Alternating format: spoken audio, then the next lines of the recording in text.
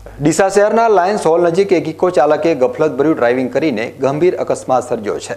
આ ઇકો ચાલક સાંઈબાબા મંદિર તરફથી પૂરપાટ ઝડપે આવી રહ્યો હતો અને લાયન્સ હોલ નજીક અગ્રસેન મહારાજના બાવળા આગળ ઊભી રહેતી શાકભાજીની લારીઓ સહિત અન્ય વાહનને શિકાર બનાવી જોરદાર ટક્કર મારી હતી।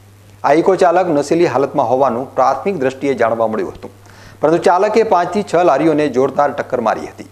લારીઓને ટક્કર મારતા જ લારીના ચાલકોને ગંભીર ઈજાઓ પહોંચી હતી। આ ઘટના બનતા અફડાતફડીનો માહોલ છવાયો હતો। ગફલતભર્યું ડ્રાઇવિંગ કરનાર આ શખ્સનું નામ પ્રકાશભાઈ ઠાકોર હોવાનું જાણવા મળ્યું છે અને તે ઢુવા ગામનો છે। આ સનસનીખેજ અકસ્માત સર્જનાર પ્રકાશ ઠાકોરે પહેલા તો અકસ્માત કરી ભાગી જવાનો પ્રયાસ કર્યો હતો અને બાદમાં તેને ઘટનાની ગંભીરતાનું ભાન થતાં પોતે સારવાર માટે દવાખાને પહોંચ્યો હતો। આ અકસ્માત સર્જનાર શખ્સે અકસ્માત સર્જવા પાછળનું કારણ હૃદય રોગનો હુમલો હોવાનું જણાવ્યું હતું, પરંતુ આ ઘટનાના પગલે લાયન્સ હોલ નજીકના વિસ્તારમાં ભયનો માહોલ સર્જાઈ ગયો હતો।